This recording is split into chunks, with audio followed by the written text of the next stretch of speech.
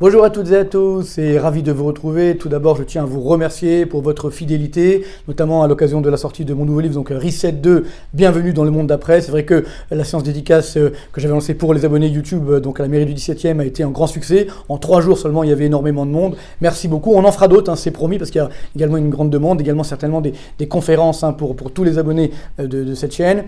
Et puis également, sachez que grâce à vous, ce livre est depuis sa sortie, donc le 1er septembre, numéro 1 des ventes sur Amazon, dans la rubrique des essais économiques. Donc merci, c'est également votre succès, votre réussite, puisque ce livre essaye justement de dire la vérité, tout simplement, ce qu'on fait sur cette chaîne. Alors justement, on va commencer tout de suite avec cette nouvelle vidéo qui est consacrée à 3 grands thèmes. D'abord, bien sûr, la Banque Centrale Européenne qui vient d'augmenter ses taux d'intérêt, quelles seront les conséquences. Deuxième point, la France qui affiche un nouveau déficit record de son commerce extérieur, on va voir ça dans le détail. Puis bien sûr, la zone euro qui est toujours en danger. Alors face à cela, comment peut-on se protéger? Comment peut-on protéger notre épargne? Comment également peut-on soutenir le pouvoir d'achat des ménages? Parce qu'on me dit souvent, il faut également proposer. C'est ce que je fais très régulièrement et on va le faire dans cette vidéo. Alors, on commence tout de suite avec un premier graphique, évidemment un petit peu dur à supporter. C'est simplement, j'ai envie de dire, le déficit extérieur record. Donc, la courbe bleue, ce sont les déficits mensuels. Donc, vous voyez, nouveau record, 14,5 milliards d'euros de déficit sur le seul mois de juillet 2022. Et en rouge, nous avons les déficits annuels, donc sur 12 mois, et là aussi nouveau record, quasiment 130 milliards d'euros. C'est bien sûr du jamais vu. Pendant ce temps, on le sait, la Chine fait des excédents records, également la Russie et autres. Donc on est en train de payer une lourde facture, bien entendu, de cette situation économique et géopolitique. Avec parallèlement, c'est vrai qu'on dit beaucoup, c'est à cause de l'augmentation des cours des matières premières, mais attention, au mois de juillet, nos exportations également ont baissé, et ça c'est dangereux. Ça veut dire que le ralentissement économique, notamment en Europe, commence à avoir des impacts chez nous, et donc ça veut dire que nos déficits vont encore rester malheureusement élevés. Alors c'est vrai qu'on entend souvent, on me dit oui mais bon, si vous ajoutez le tourisme, c'est-à-dire les services, etc., ça va mieux. Bien là aussi, regardez, là on a la balance courante, donc c'est-à-dire effectivement commerciale et également avec les services et les paiements courants. Donc on voit ici, sur le mois dernier, au mois de juillet, 5,3 milliards de déficit, et sur un an, 15 milliards de déficit. Vous voyez, donc c'est vrai qu'on avait eu un petit excédent fin 2021, mais finalement, ça y est, déjà, on retrouve les déficits malgré le tourisme, malgré les services. On a effectivement une situation qui reste très compliquée parce que tous ces déficits, il faudra évidemment les financer. C'est-à-dire qu'il faudra attirer les investisseurs étrangers, et ça, c'est pas sûr qu'ils vont évidemment arriver, d'autant que malheureusement, la récession est en train de se confirmer.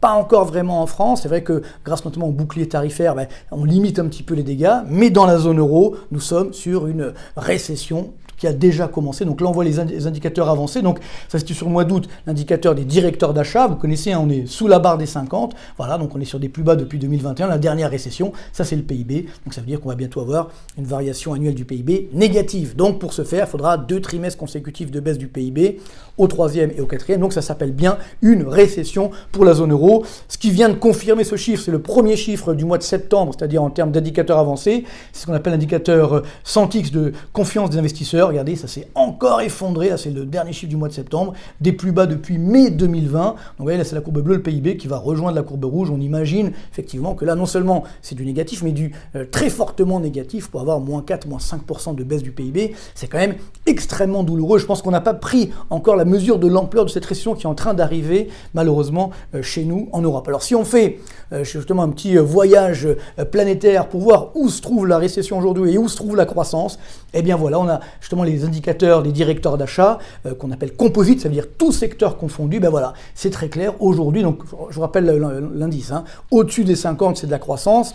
En deçà, c'est une baisse de l'activité. Voilà. L'Inde, toujours numéro 1, 58,2. Le Brésil, la Chine, qui résistent malgré tout, malgré les confinements. Ensuite, on a l'Afrique du Sud, l'Irlande, bon, ça on sait pourquoi, bien entendu. Et puis, alors là, l'Espagne, qui est à la limite. Et ensuite, la Russie également, qui est à la limite. Mais vous voyez, elle était déjà en croissance le mois dernier. Donc, ça fait 3 mois consécutifs que malgré ce qu'on entend, la Russie, si on suit les indicateurs des directeurs d'achat, est en croissance. Donc, elle n'est pas finalement dans la récession que certains certains aiment annoncer. Mais globalement, par contre, la récession, elle est là, vous voyez, notamment au Royaume-Uni, en Italie, au Japon, dans la zone euro, en Allemagne. Et le pire, regardez, le plus bas, ce sont les États-Unis. C'est vrai que c'est très surprenant parce qu'on a toujours une consommation qui résiste bien grâce notamment à la faiblesse du taux de chômage. Mais attention, là pour l'instant, les indicateurs avancés montrent qu'on va encore avoir un 3e trimestre consécutif de baisse du PIB outre-Atlantique. Donc il y a déjà une récession qui est là et elle va se poursuivre. Et vous voyez l'indice monde, c'est ici donc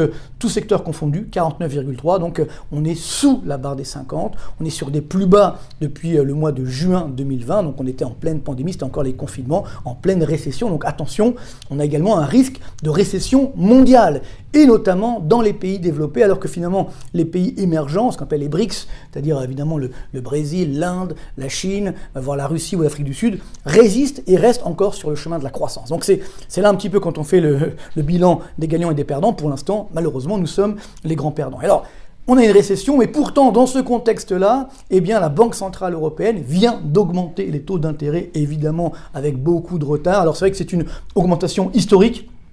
On le voit ici, donc on était à 0, on a monté à 0,5, maintenant donc on est à 1,25, 75 points de base d'augmentation du taux réfi, c'est du jamais vu dans l'histoire de la Banque Centrale Européenne, mais que de retard. Quel manque de vision du monde, quel manque de vista de la part de la Banque Centrale Européenne, parce que oui, elle a un objectif d'inflation de 2%, on est à 9,1, donc il fallait bien réagir un petit peu, sauf que malheureusement on réagit trop tard, on réagit au moment où la récession est là, ce qu'on appelle une politique procyclique, ça veut dire qu'elle va aggraver la récession, donc c'est évidemment particulièrement dangereux.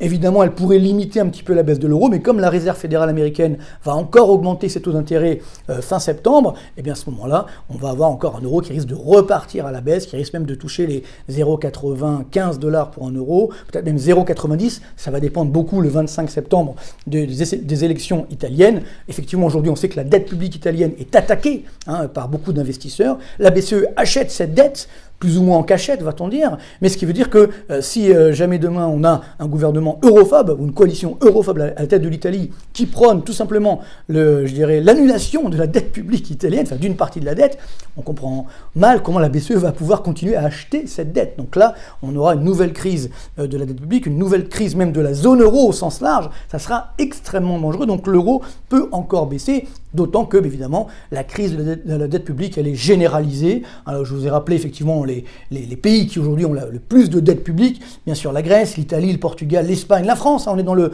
top 5, et surtout, le problème, c'est que, eh bien, on réussit pas à avoir une croissance forte. Cette dette est utilisée, c'est vrai, mais pas pour générer une croissance forte. Avec, comme vous le savez, depuis 2020, la France est le premier fournisseur de dette publique de la zone euro, même devant donc les Italiens. On aura bientôt 3 000 milliards d'euros de dette publique. Et surtout, malgré cette hausse de la dette, la croissance reste extrêmement faible. Vous voyez là, c'est le comparatif de l'augmentation du PIB, c'est la courbe bleue, et la courbe rouge, c'est la dette publique française. Vous voyez que dans les années 90, on avait un écart à l'avantage du PIB, et puis depuis notamment la pandémie, l'écart, évidemment, s'est inversé. Et aujourd'hui, on a un écart à l'avantage de la dette de 367,2 milliards d'euros de plus de dette par rapport au PIB. Alors vous allez me dire, c'est normal, puisque la dette c'est un stock alors que le PIB c'est un flux. Certes, mais n'oublions pas que cette dette doit justement être soutenable. Ça veut dire générer une croissance suffisamment forte, au moins pour rembourser les intérêts de la dette, ce qui ne nous est plus arrivé à nous les Français depuis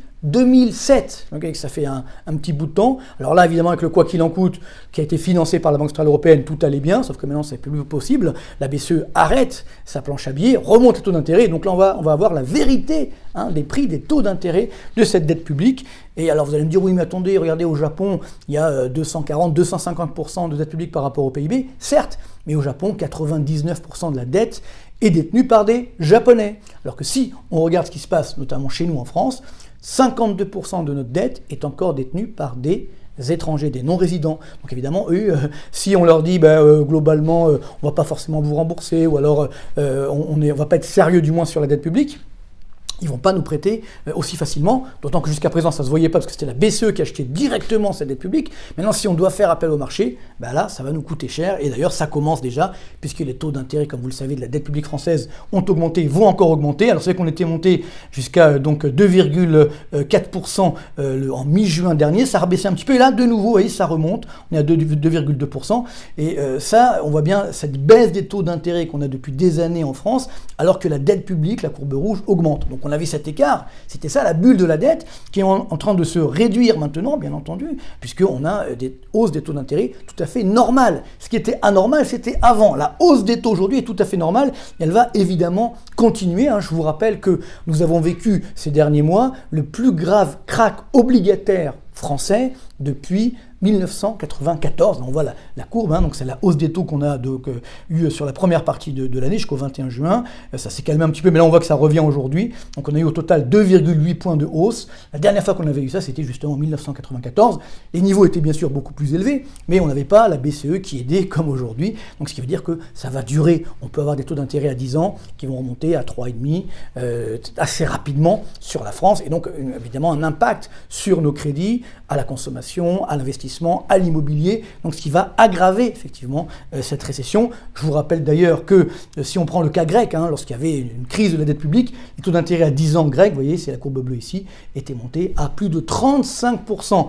Maintenant, bien sûr, ils ont baissé. Bon, ils étaient quand même à 20% quand Tsipras, le Mélenchon grec, a pris le pouvoir. Après, il s'est calmé, donc globalement, il est rentré dans le rang. Mais là, aujourd'hui, ça y est, les taux grecs remontent à 4,3%. Donc, ce qui veut dire que là aussi, on a un retour du juste prix. Donc, à partir de là, il faut rester extrêmement prudent sur cette dette publique avec des taux d'intérêt qui vont continuer d'augmenter. Alors vous allez me dire, alors que fait-on justement pour lutter contre ces dangers, notamment les risques inflationnistes? Alors les solutions, elles existent, j'en ai mis ici quelques-unes, pour nous notamment les Français. Si on veut donner du pouvoir d'achat aujourd'hui, le bouclier tarifaire, c'est bien beau, mais ça coûte très cher et puis c'est pas forcément très efficace. Par contre, si on baisse les charges qui pèsent sur les salaires, alors là, automatiquement, on aura effectivement une augmentation des salaires nets. Pareil, si on baisse la CSG, là aussi on aura du pouvoir d'achat, je l'explique notamment dans le livre justement, on pourra donner du pouvoir d'achat à tous les ménages, que tout le monde paie effectivement cette CSG.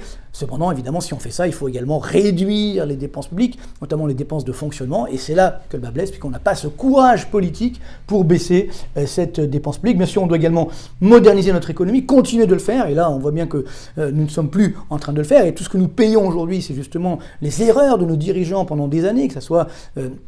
On a voulu réduire la part du nucléaire, on a voulu également avoir une économie sans usine. Tout ça, ce sont nos dirigeants qui ont décidé, qui ont fait les mauvais choix stratégiques. Ou encore, dernièrement, ils disaient non, on va continuer à planche à billets, pas de problème, on va continuer la dette publique. Et c'est ce qui a fait évidemment l'inflation avant même la guerre en Ukraine. Et alors justement, le meilleur moyen de faire baisser les prix des matières premières notamment, ça serait d'arrêter cette guerre en Ukraine, trouver une solution certainement diplomatique. Et là, bien entendu, les prix pourraient reculer. C'est ça le paradoxe, c'est qu'aujourd'hui, finalement, si on veut, entre guillemets, affaiblir la Russie, il faudrait arrêter cette guerre, ce qui permettrait justement de faire baisser les cours des matières premières et d'avoir moins de recettes financières pour la Russie. Donc voilà, on est en complet paradoxe, si vous voulez, et c'est ce qui fait qu'aujourd'hui, on a cette difficulté. Mais les solutions existent.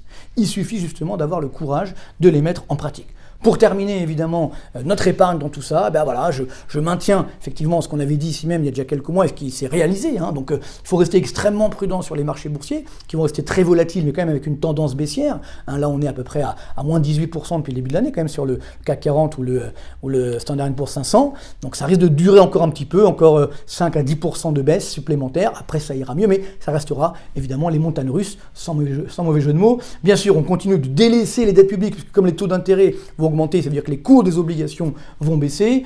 On reste sur les indicateurs, donc les obligations indexées sur l'inflation. Vous vous souvenez, je l'avais annoncé il y a déjà quelques temps. Si vous l'avez fait, tant mieux. Là, l'inflation va encore augmenter. On va bientôt atteindre 8% en France, peut-être même 10% au début 2023. Donc, ce qui veut dire qu'à ce moment-là, ces obligations vont voir leur valeur et leur taux d'intérêt s'apprécier. On reste également sur le dollar et le franc suisse. On l'a vu, l'euro, malheureusement, ne va pas avoir de beaux jours devant lui. L'immobilier français, ça va baisser de l'ordre de 15%, mais sur le long terme, ça repartira. Donc, si on a un horizon de long terme, on peut effectivement voire investir sur l'immobilier, garder un petit peu de matières premières, même si elles sont quand même très élevées et elles risquent un petit peu de baisser. Évidemment, toujours de l'or, des métaux précieux, 10 à 15%, la fameuse poire pour la soif, et bien sûr, ne pas laisser trop d'argent sur ses comptes à vue ou sur ce compte sur livret, les fameux 100 000 euros.